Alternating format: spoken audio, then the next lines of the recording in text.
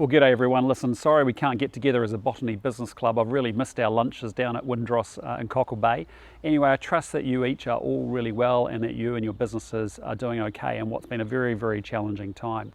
I thought I'd just share with you today, hot off the press, our back in business plan, which I was working on with Andrew Bailey and Michael Woodhouse and Judith Collins over the last 2 weeks. And really what we've developed is a plan that's designed to give more clarity and certainty to business, which I think you would all agree is desperately needed at the moment across New Zealand. It's unclear as to what's coming next. It's incredibly confusing what the Prime Minister's been announcing each day, and we just seem to be drifting. And the rest of the world's opening up and they're moving on, and we need to get ourselves into that same sort of position.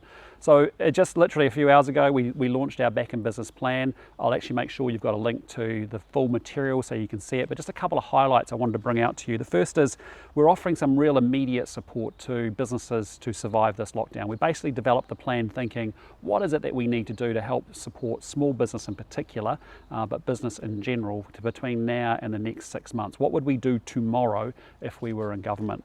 We've also looked at short-term tax cuts and also business incentives to get investment flowing, and we've also given some really targeted support for hospitality, tourism and the accommodation sectors, which are really strategically challenged, as you well know, through this period.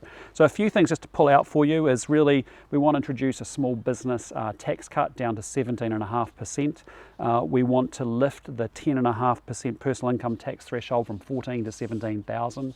We do want to extend the loss carryback scheme, which gives a big tax benefit to businesses.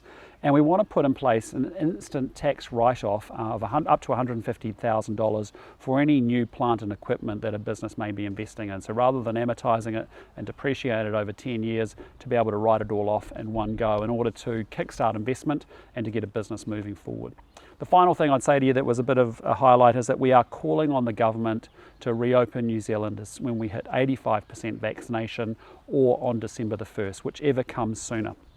And that is so that we can give businesses the clarity and certainty that they need to be able to operate and going forward.